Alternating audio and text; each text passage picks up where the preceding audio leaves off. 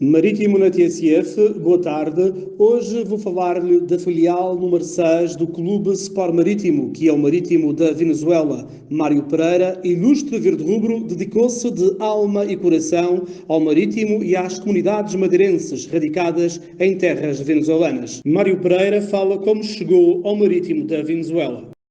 Vou falar da história desde que eu comecei no Marítimo. O Marítimo já tinha alguns anos e, logicamente, tem a sua história, mas não a conheço com total fundamento. Eu cheguei numa casualidade ao Marítimo, portanto, que eu, aos poucos dias de estar na Venezuela, fui convidado a um jogo amigável entre o Marítimo e o Nacional e nesse jogo tive a sorte de ter um grande jogo e logo no dia seguinte 2 diretores foram-me buscar ao meu trabalho para convidar-me para participar no Marítimo. Logicamente que foi um dia de muita alegria, porque, claro, era um Marítimo que eu gostava e não ia deixar de perder essa oportunidade. Nessa altura haviam uns diretores, um que era o Arturo Campos, que era diretor, que também fazia como treinador da equipa, outros 2 diretores, que foi o José e o Jorge Nascimento, o Sr. Matos Pinto, o Teixeira, enfim, alguns outros mais. Mas claro, desde a minha chegada, comecei a jogar no Marítimo e logo comecei-me a perceber de que, claro, era equipa, mas na parte administrativa, logicamente por faltava muita, ao meu ver, coisas que faltariam para realmente ser uma equipa um pedacinho com mais altura.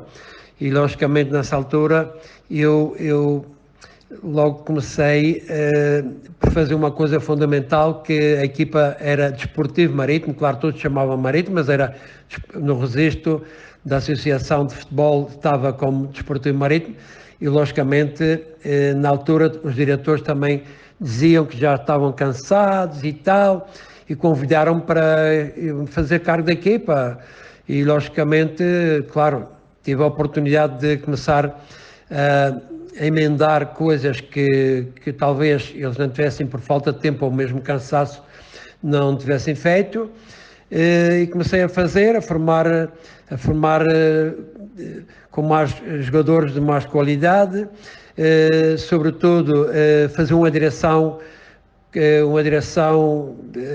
e também com cotas. Começamos a fazer cotas para mensagem para aqueles que gostavam do Marítimo, e fomos angariando muitos sócios, e a equipa realmente mudou porque deixou de ser umas pessoas sacrificadas a trabalhar, e senão já éramos muito mais.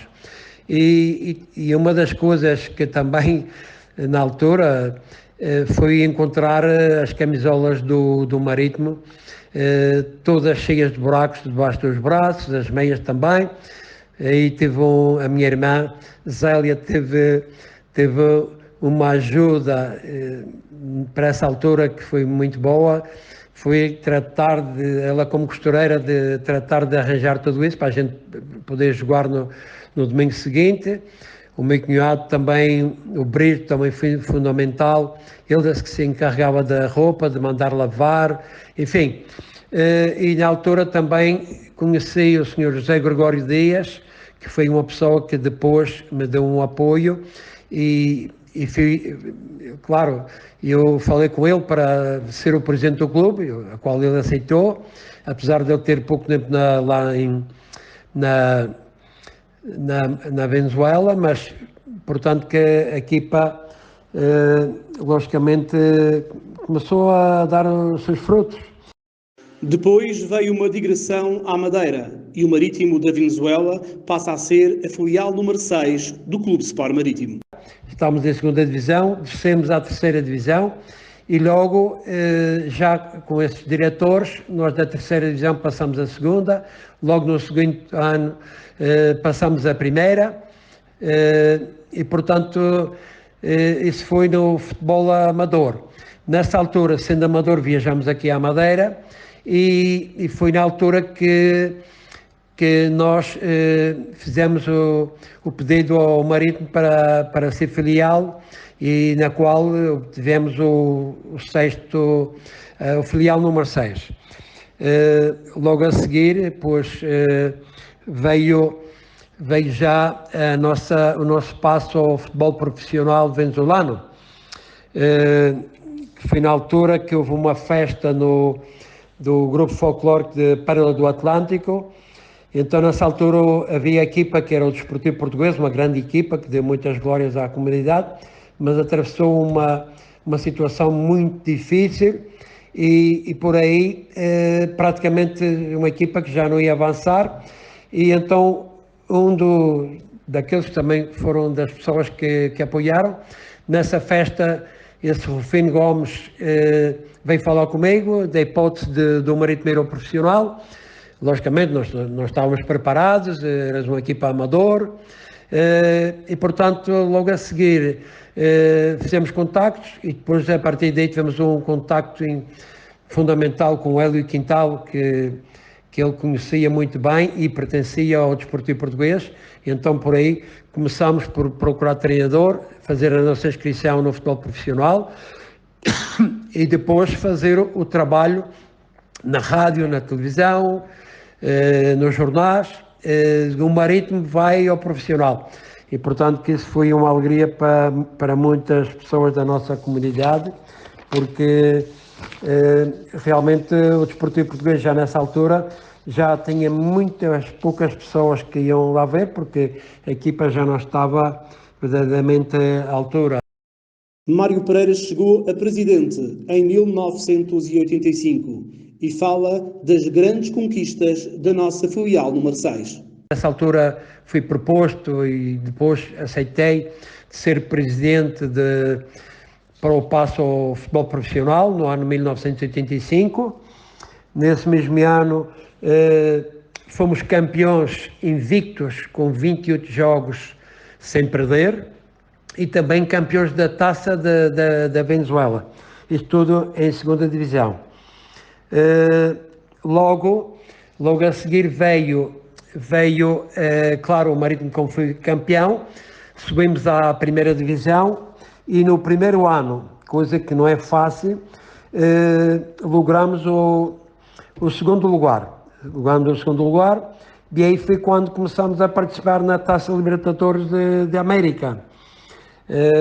Portanto, com o Marítimo nesse lapso, no lapso de 7 anos, fomos 4 vezes campeões, fomos tetracampeões da Venezuela, ganhamos a Taça da Venezuela já na primeira divisão, e participamos em várias oportunidades com as equipas campeões do Brasil, do Chile, de Paraguai, da Argentina, e portanto tivemos uma participação muito interessante na Taça Libertadores da América.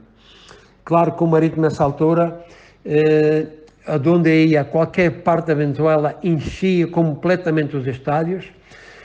No estádio de Táchira, com lotação para 25 mil pessoas, nós enchíamos o estádio completamente, e fora de Caracas. Os jogos em Caracas eram quase todos cheios, e não era um jogo de futebol, porque o Marítimo não era apenas ir a ver o Marítimo jogar, e tínhamos uma grande equipa, mas era também a organização que tivemos, uma quantidade de diretores importantíssimos que eram trabalhadores, gente honesta, e que realmente fizeram da equipa, de um jogo de futebol. Não era um jogo de futebol, praticamente era um arraial aos domingos, quando nós jogávamos como sede na capital, que era no Estádio Olímpico. Depois das grandes conquistas vieram as tempestades.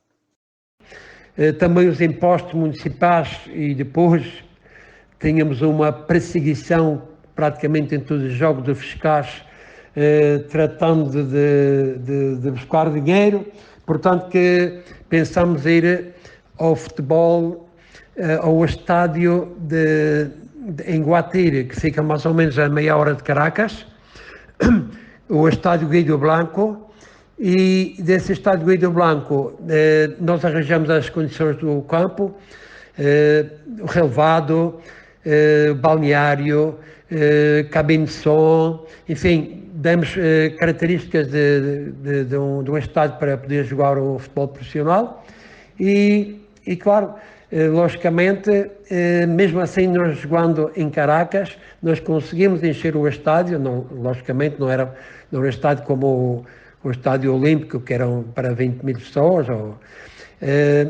mas, é claro, nessa altura o Marítimo já começou a ter dificuldades económicas, houve outras direções, e claro, na altura o Marítimo só começou num campeonato já no ano que deixou de jogar a primeira.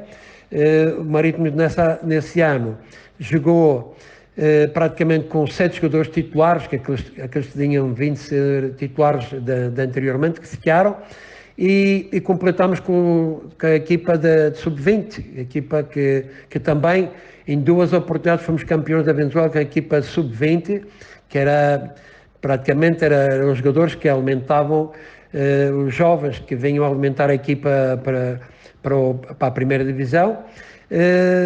O Marítimo nessa altura todos descartaram que o Marítimo com essa equipa não ia chegar a lado nenhum e logramos ser subcampeões.